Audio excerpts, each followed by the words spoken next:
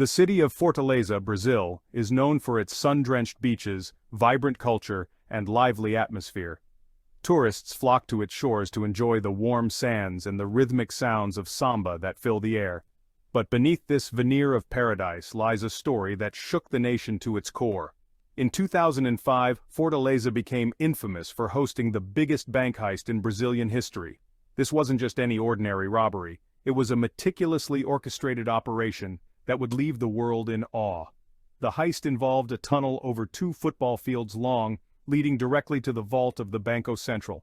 Imagine the sheer audacity and the level of planning required to pull off such a feat. The tunnel was dug with precision, avoiding detection for months. The target? Nearly $70 million in used bills, all but untraceable.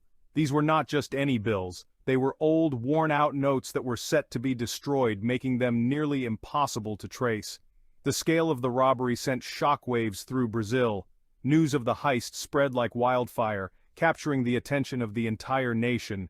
People were both horrified and fascinated by the sheer boldness of the crime. This wasn't a smash-and-grab job, it was a meticulously planned operation, executed with military precision. The thieves had spent months, if not years, planning every detail, from the tunnel's construction to the timing of the heist.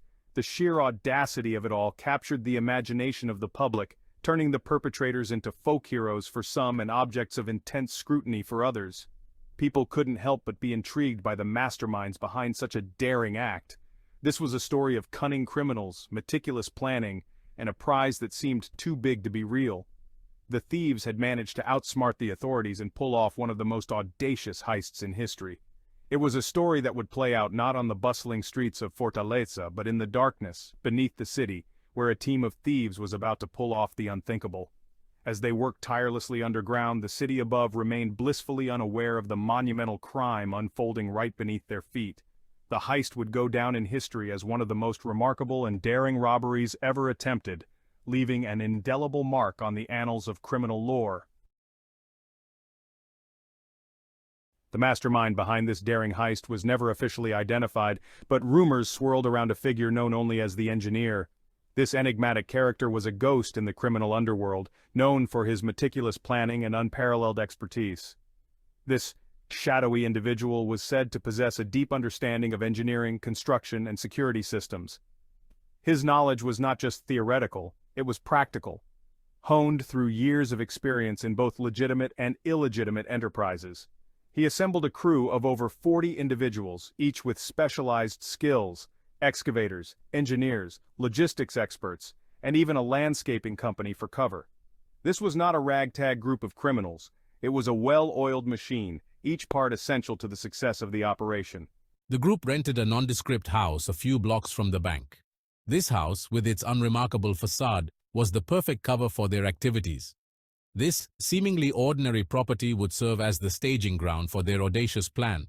It was chosen for its proximity to the target and its ability to blend into the neighborhood without arousing suspicion. Under the guise of a landscaping business, the crew began their work. They meticulously maintained the lawn and garden, ensuring that their presence was seen as nothing more than routine maintenance. Trucks came and went, delivering equipment and hauling away dirt, all under the cover of legitimate business operations. The neighbors saw nothing unusual, just a busy landscaping company going about its work. No one suspected that beneath the surface, a daring plan was taking shape. The crew was digging a tunnel, inching closer to their target with each passing day. Months of planning and preparation went into every detail of the operation. The team left nothing to chance, considering every possible scenario and contingency. The team studied the bank's blueprints, analyzed security protocols, and even monitored the routines of the bank employees. They knew the bank's operations inside and out, down to the smallest detail. They knew when the vaults were at their most vulnerable, and they planned their move accordingly. Timing was everything, and they had it down to a science. This was not a group of opportunistic criminals. This was a highly organized unit, with a singular focus: to breach the Banco Central and walk away with a fortune. Their precision and dedication were unmatched, making them one of the most formidable criminal teams in history. The heist itself was a masterclass in criminal ingenuity.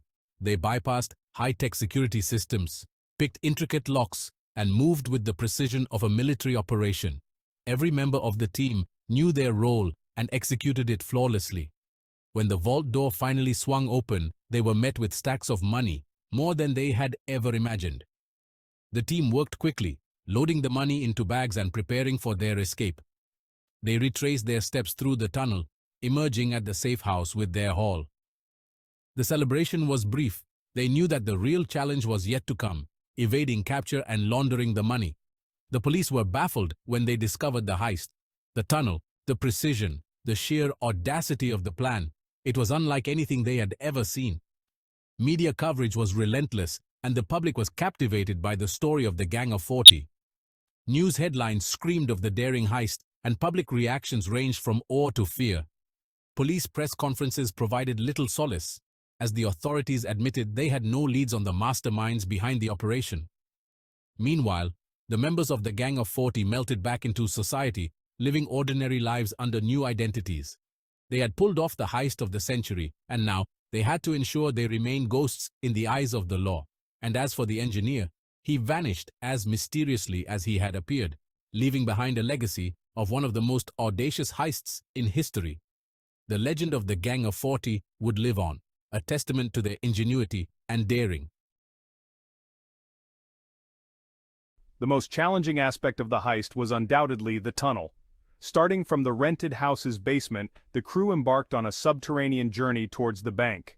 Working in shifts 24 hours a day, they carved a tunnel over 250 feet long. The conditions were grueling, hot, cramped, and perpetually damp. The air was thick with the smell of earth and sweat. Yet, the workers persisted, driven by the promise of a life-changing payday. The tunnel itself was a feat of engineering. It was reinforced with wood and plastic sheeting to prevent collapse, and a rudimentary ventilation system was installed to provide fresh air. The tunnel's construction was a testament to the meticulous planning and execution of the entire operation. It was a marvel of engineering, hidden beneath the bustling city, a secret known only to the men who toiled in its depths. Week after week, they inched closer to their target, the promise of riches fueling their determination. Section 4, The Big Score. The weekend of August 6, 2005 arrived, and the city of Fortaleza celebrated Father's Day, oblivious to the drama unfolding beneath their feet. The city was alive with joy and laughter, families gathering to honor their fathers, children playing in the streets, and the air filled with the aroma of delicious food from street vendors. While the city partied, the gang put their plan into action. This was no ordinary heist. It was meticulously planned over several months. The gang had rented a house near the bank and dug a tunnel stretching 78 meters, equipped with lighting and ventilation. They broke through the final layer of concrete and found themselves inside the bank's vault. The moment they had been waiting for had finally arrived. The vault was a treasure trove. It was filled with more money than they had ever seen in their lives. Stacks of used Brazilian real notes totaling 164,755,150 reais, almost $70 million USD at the time, were ripe for the taking. The sight of the money was overwhelming, but they knew they had to stay focused. The gang, working quickly and efficiently, loaded the money into duffel bags, and through their underground passage, transported it back to their base of operations. Each member had a specific role, and they executed their tasks with military precision. The operation took over 3 days to complete. They worked in shifts, ensuring that there was always someone on guard and someone transporting the money. The tunnel was their lifeline, and they treated it with the utmost care. By Monday morning, while Fortaleza was getting back to the work week, the thieves were long gone, blending back into the city's fabric as if they had never been there, leaving behind only an empty vault and a labyrinthine tunnel as evidence of their audacious crime. The tunnel was a marvel of engineering, a testament to their determination and ingenuity. The city awoke to news of the heist, a mixture of disbelief and awe sweeping through its streets. People gathered around televisions and radios trying to comprehend how such a massive operation could have taken place right under their noses. The heist became the talk of the town, a story that would be told for generations. Section 5, A Weekend of Excess. The immediate aftermath of the heist was a whirlwind of activity for the thieves. They retreated to their various hideouts, dividing the spoils and celebrating their success. Stories surfaced of lavish parties, new cars, and extravagant purchases, all fueled by the stolen millions. The sheer volume of cash presented its own challenges. Burying or moving such a large sum without attracting attention was nearly impossible. Some gang members, unable to resist the allure of their newfound wealth, began spending recklessly, drawing unwanted attention to themselves and their associates. The police, initially caught off guard by the scale and audacity of the robbery, launched a massive investigation. The eyes of the nation were on Fortaleza, the pressure mounting to bring the perpetrators to justice. As investigators pieced together the details of the heist, they realized they were dealing with a group of exceptional cunning and organization.